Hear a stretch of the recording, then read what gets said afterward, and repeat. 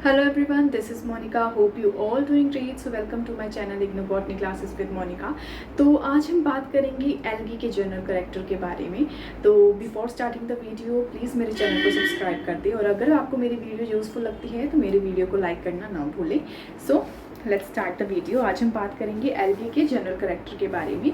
जो algae normally हम जो हिंदी में उसे काई कहा जाता है और जो हमें पता है कि ग्रीन कलर की होती है। अगर आपने काई देखी होगी समुद्र के किनारे जहाँ पर पानी होता है, पानी का कंटेंट ज़्यादा होता है, वहाँ पर जो है ये काई पाई जाती है, एल्गी पाई जाती है। तो आइए उसके बारे में हम बात करते हैं। जो इसकी स्टडी होती है, एल्गी की जो स्टडी होती है उसको फाइकोलॉजी नाम दिया गया है।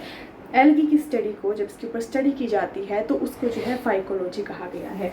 Study of algae is known as phycology. Algae are chlorophyllous जिसके अंदर क्लोरोप्लास्ट प्रेजेंट होता है, क्लोरोफिल प्रेजेंट होता है। हमें पता है कि क्लोरोफिल हेल्पफुल होता है फोटोसिंथेसिस में, इसीलिए जो है एल्गा क्लोरोफिल होता है। उसका ग्रीन जो कलर है वो इसकी वजह से आता है। और ऑटोट्रॉपिक यानी कि जो अपना खाना जो है खुद प्रिपेयर करते हैं, अपना भोजन जो है खुद बनाते हैं, उनको जो है ऑटोट्रॉपिक कहा जाता है।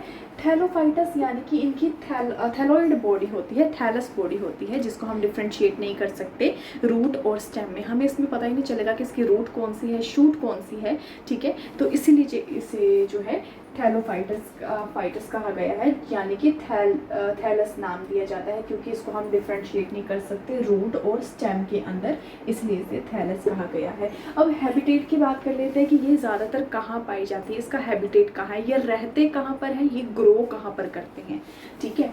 एल्गी जो है वो डाइवर्स इन्वायरमेंट कंडीशन में पाई जाती है। एक्वेटिक कंडीशन में जहाँ पानी ज़्यादा होता है ये वहाँ पर पाई जाती है। However they are found growing in damp and ample water. Damp का मतलब होता है जहाँ ह्यूमिडिटी ज़्यादा होती है, नमी ज़्यादा होती है। डैम्प एरियाज, उसको जो है डैम्प एरिया कहते हैं, जहाँ नमी वाली जगह पर जो है ये ग्रो करती है।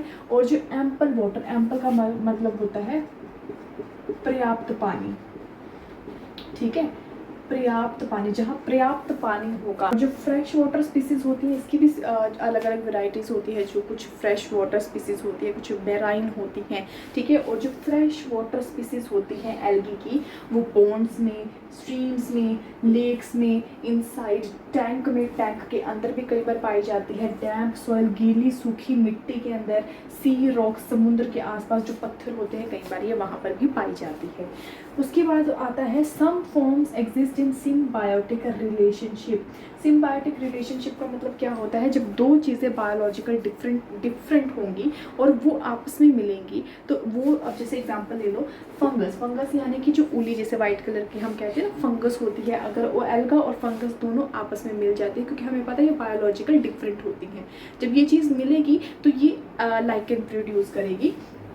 मैं जो है साथ के साथ आपके स्क्रीन पर देख सकते हैं, मैं जो इमेज भी है वो शेयर करूँगी ताकि आपको समझने में इजी हो। तो ये लाइकन की जो है तस्वीर आपके सामने है। तो जब फंगस और एल्गी जो है आपस में मिलकर जो है एक लाइकन बनाएगी, ठीक है, जैसे आप देख सकते हैं लाइकन की फॉर्मेशन करेगी। और इस चीज़ को जो है सिम्बायोटिक रिलेशनशिप कहा जाता है। जब दो डिफरेंट बायोलॉजिकल जो चीज़ें होती हैं वो आपस में मिल जाती है, उसको सिम्बायोटिक रिलेशन कहते हैं, ठीक है। इतनी बात होगी। अब इसका एग्जाम्पल है नोज़टॉक इसका एग्जाम्पल है। अब हैबिट की बात करते हैं, ठीक है। जो प्लांट बॉडी रिच फॉर्म, ये प्रोकैरियोटिक भी होते हैं, जो यूनिसेलुलर फॉर्म होती है नोज़टॉक एग्जाम्पल है। एल्गी का प्रोकैरियोटिक होता है, ठीक है। और ये जो है यूकैरियोटिक भी होते हैं। अब जो प्रोकैरियोटिक होते हैं यूनिसेलुलर फॉर्म होती है जिसको नोज़टॉक कहते हैं, और कुछ जो होते हैं हाईली डिफरेंशिएटेड थैलोइड फॉर्म होती है फ्यूकस की। ये एग्जाम्पल है, नोज़टॉक और फ्यूकस जो है एग्जाम्पल है। अब जो प्रोकैरियोटिक एल्गी होते हैं, they do not contain cell organelle. इनके पास कोई सेल ऑर्गेनेली नहीं होता, जैसे कि माइटोकॉन्ड्रिया हो गया, ठीक है। ऐसे कोई जो सेल ऑर्गेनेली प्रेजेंट नहीं होते, लेकिन इनके पास जो है क्लोरोफिल प्रेजेंट होता है। क्लोरोफिल हमें पता है कि for the use of the photosynthesis, इसका काम होता है फोटोसिंथेसिस। अब जो यूनिसेलुलर यूकैरियोटिक फॉर्म्स होती है exist in a free living or motile. ये जो होते हैं वो मोटाइल होती है। मोटाइल का मतलब जो एक जगह से दूसरी जगह पर जा सकती है। इसका एग्जाम्पल है क्लेमाइडोमोनास। अब जो अगला पॉइंट है, जो यूनिसेलुलर जो एल्गी होती है वो एसोसिएट कर जाती है एक दूसरे के साथ, ठीक है, और वो फॉर्म कर लेती है कॉलोनीज़, यानी कि वो एक मतलब अलग अलग पड़ी हैं, फिर वो अपने आप को जोड़ लेती हैं और वो कॉलोनीज़ बना लेती हैं, यानी कि वो अपने नंबर को बहुत ज़्यादा बड़ा कर लेती हैं, वेरियस नंबर ऑफ सेल्स, ठीक है, वो अपनी एक कॉलोनी बना लेती है। और कॉलोनी जो है या तो वो मोटाइल भी हो सकती है, यानी कि वो इधर से उधर भी जा सकती है, ठीक है, अपना मूवमेंट कर सकती है, और नॉन मोटाइल भी हो सकती है, यानी कि वो एक जगह स्थिर भी रह सकती हैं। और जो कॉलोनीज होती हैं may be arrange in a plates, वो प्लेट्स की फॉर्म में भी हो सकती हैं कॉलोनीज, ठीक है, और स्फेरिकल शेप में भी हो सकती है। और सम आर मैक्रोस्कोपिक, मैक्रोस्कोपिक की हम जो है उसे बिना माइक्रोस्कोप के भी देख सकते हैं। याद रखना यहाँ पे मैक्रोस्कोपिक नाम यूज़ किया गया है। कुछ स्पीसीज ऐसी होती हैं एल्गी की जिसको हम बिना माइक्रोस्कोप के देख सकते हैं, यानी कि हम अपनी आंखों के द्वारा उसे देख सकते हैं उन कॉलोनीज को। अब क्या होती है, कुछ जो एल्गीज होती है वो फिलामेंटस होती है, यानी फिलामेंट की फॉर्म में होती है, या तो वो ब्रांच्ड भी हो सकती है, ठीक है, और वो अनब्रांच्ड भी हो सकती है। अनब्रांच्ड का एग्जांपल है ऊडोगोनियम। अब फिलामेंट यानी कि फिलामेंट एक लंबी लंबी फिलामेंट्स होती हैं, वो उसकी फॉर्म में भी हो सकती हैं। एक फिलामेंट ब्रांच भी हो सकती है, यानी कि वो उनके जो शाखाएं बहुत सी बना सकती हैं, और कुछ जो होती हैं बिना शाखाओं वाली भी होती हैं, ठीक है, और जो बिना शाखा वाले वो ऊडोगोनियम नाम दिया गया है। कुछ एल्गीज, ठीक है, जो कि किसी प्लांट के ऊपर पाई जाती हैं। कुछ एल्गीज जो होती हैं जो अपना जो जीवन है वो किसी प्लांट के ऊपर डिपेंड करता है उनका, और वो वहीं पर ग्रो करते हैं, किसी प्लांट के साथ जुड़कर जो है वो ग्रो करती हैं, जैसे कि आप इमेज में देख सकते हैं। उनको नाम दिया जाता है एपीफाइट्स, ठीक है, उनको एपीफाइट्स कहा गया है। और कुछ ऐसी एल्गीज जो हैं जो एनिमल्स के ऊपर पाई जाती है, यानी कि एनिमल्स में ग्रो करना स्टार्ट करती हैं, इमेज में देख लो, उसको हम कहते हैं एपिजोइक। देखो ये इम्पॉर्टेंट है, ये 1 मार्क्स में आ सकता है, और जो क्वेश्चन में भी आ सकता है 1 मार्क्स में। एपीफाइट्स क्या होते हैं, वह ऐसी एल्गी जो found living on the other plant, जो प्लांट के ऊपर जो है अपना ग्रो करती हैं, वो होती हैं एपीफाइट्स। और जो एपिजोइक होती है जो कि एनिमल्स के ऊपर पाई जाती हैं, उनको कहते हैं एपिजोइक, ठीक है। अब हमारा है सेल स्ट्रक्चर, तो हम सेल स्ट्रक्चर का देख लेते हैं। सो अगला हमारा जो टॉपिक है वो है सेल स्ट्रक्चर के बारे में। तो सेल स्ट्रक्चर की बात करेंगे, 2 तरीके की एल्गीज हैं, प्रोकैरियोटिक फॉर्म होती है एल्गी की, और दूसरी होती है यूकैरियोटिक फॉर्म। जो प्रोकैरियोटिक फॉर्म है वो देख लेते हैं। Having lack of well differentiation membrane bound organelles, जैसे कि इसके अंदर कोई भी वेल मेम्ब्रेन बाउंड ऑर्गेनेल नहीं होता। जैसे हमें पता है कि प्रोकैरियोटिक, जैसे हमने बैक्टीरिया में पढ़ा था ना, तो वैसे सेम चीज़ इसमें है कि इसके अंदर ना तो न्यूक्लियस प्रेजेंट होगा, ना माइटोकॉन्ड्रिया प्रेजेंट होगी, जो है पायरेनॉइड्स प्रेजेंट होंगे, ना ही फ्लैजेला प्रेजेंट होंगे। और इसका एग्जांपल है साइनोफाइसिया। साइनोफाइसिया जो है इसका एग्जांपल है, इस एल्गी का एग्जांपल है, ठीक है। यही जो है सिर्फ एक ही जो ये एल्गी है जिसके अंदर प्रोकैरियोटिक फॉर्म होती है, ठीक है, जो कि जिसका सेल टाइप होता है वो प्रोकैरियोटिक होता है, क्योंकि यही जो है टाइप है सिर्फ एल्गी का जिसके अंदर ना ही कोई न्यूक्लियस होता है, ना माइटोकॉन्ड्रिया, ना पायरेनॉइड्स होते हैं, ना फ्लैजेला प्रेजेंट होते हैं। उधर हम यूकैरियोटिक फॉर्म देख लेते हैं। यूकैरियोटिक एक्सेप्ट साइनोफाइसिया, ठीक है, सिर्फ साइनोफाइसिया को छोड़ के जो हमने यहाँ पढ़ा था, बाकी सब जितने भी टाइप्स होते हैं एल्गी के वो जो होते हैं उसके अंदर जो है सारी जो ऑर्गेनेलिज हैं वो प्रेजेंट होती हैं, जैसे कि न्यूक्लियस, क्लोरोप्लास्ट, माइटोकॉन्ड्रिया और पायरेनॉइड्स, ये सारे के सारे प्रेजेंट होते हैं। अब एज ए टेबल के थ्रू हम जानने की कोशिश करते हैं। यहाँ सेल डिवीज़न दे रखा है, जो आपके बुक के अंदर ये टेबल है, ये आप टेबल देख सकते हैं, ये आपके बुक के अंदर ये टेबल दिया गया है। तो इसके थ्रू हम जानने की कोशिश करते हैं। इसमें क्या बताया गया है कि साइनोफाइटा, क्लोरोफाइटा, यूग्लिनोफाइटा, बेसिलिनोफाइटा, फेसोफाइटा और रोडोफाइटा, ये सारे जो है नाम हैं उसके, डिविजन्स हैं एल्गी की। और सिर्फ जो है साइनोफाइटा है, उसके अंदर ही जो है प्रोकैरियोटिक फॉर्म मिलती है, और बाकियों के अंदर ये भी यूकैरियोटिक, ये भी यूकैरियोटिक। तो यहाँ पर बात करी गई है सिर्फ और सिर्फ साइनोफाइटा ही एक ऐसी डिवीज़न है एल्गी की जिसके अंदर प्रोकैरियोटिक फॉर्म मिलती है, यानी कि सिर्फ ये साइनोफाइटा, इसी के अंदर ना ही न्यूक्लियस होगा, ना ही माइटोकॉन्ड्रिया होगा, ना ही फ्लैजेला, कुछ जो भी है सेल ऑर्गेनेली जो है मेम्ब्रेन बाउंड ऑर्गेनेली प्रेजेंट नहीं होती, ठीक है। बाकी सबके अंदर जो जितने भी रह गए वो सारे जो है यूकैरियोटिक होते। अगली हम बात कर लेते हैं प्लास्टिड की।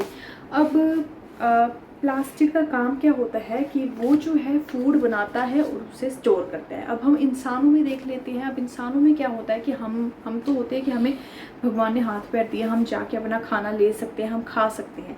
लेकिन अब जो प्लांट बॉडीज़ होती हैं, हमें पता है कि वो एक जगह खड़ी होती है, ठीक है, ना वो इधर जा सकते हैं ना वो उधर जा सकते हैं। तो कुदरत ने जो है, भगवान ने जो है उनके अंदर एक चीज़ दी है जो कि है प्लास्टिड। अब प्लास्टिड क्या काम करती है कि प्लास्टिड जो है हमें उनको पता है कि जो प्लांट बॉडी है, जो एल्गा है, वो एक जगह रह सकती है, वो मोटाइल तो होती नहीं है ना, इधर उधर चल नहीं सकती हैं, तो वो एक जगह खड़ी रहती है। तो प्लास्टिड की हेल्प से जो है ये अपना जो है खाना बनाती है, स्टोर करती है और फोटोसिंथेसिस करती है, ठीक है। लाइट के द्वारा जो है वो जो है लाइट लेती हैं और with the help of photosynthesis जो है वो अपना खाना बनाती हैं और उसे स्टोर कर लेती हैं। तो प्लास्टिड का काम यही है। प्लास्टिड प्रेजेंट होता है हर प्लांट बॉडी के अंदर, जिसका क्या काम होता है, फोटोसिंथेसिस का और स्टोरेज का। तो जो हर अलग अलग जो एल्गी होते हैं उसके डिफरेंट कलर होते हैं। वो क्यों होते हैं? क्योंकि उसके अंदर क्लोरोफिल प्रेजेंट होता है, ठीक है, और ज़ेंथोफिल्स और ऐसे बहुत से पिगमेंट जो है प्रेजेंट होते हैं एल्गी के अंदर, ठीक है। इसीलिए जो है उनका डिफरेंट एल्गी का डिफरेंट कलर होता है। कुछ ग्रीन एल्गी होते हैं, कुछ रेड एल्गी होते हैं, कुछ ब्लू ग्रीन एल्गीज होते हैं। तो due to the presence of the chlorophyll pigment या फिर ज़ेंथोफिल पिगमेंट्स, ऐसे बहुत से पिगमेंट्स का नाम है, उसकी वजह से जो है उनका जो ग्रीन कलर हो गया, ब्राउन कलर हो गया, ठीक है, रेड कलर हो गया एल्गी का, वो इसी पिगमेंट की वजह से आता है, क्योंकि जो प्लास्टिड जो है पिगमेंट कंटेन करके रखता है। अब chloroplast have a membranous vesicles that are flattened known as thylakoids. ये अब एक डायग्राम शो हुआ है जो आपकी बुक में भी दिया गया है। ये डायग्राम है, ये जो है प्लास्टिड का डायग्राम बनाया हुआ है, ठीक है।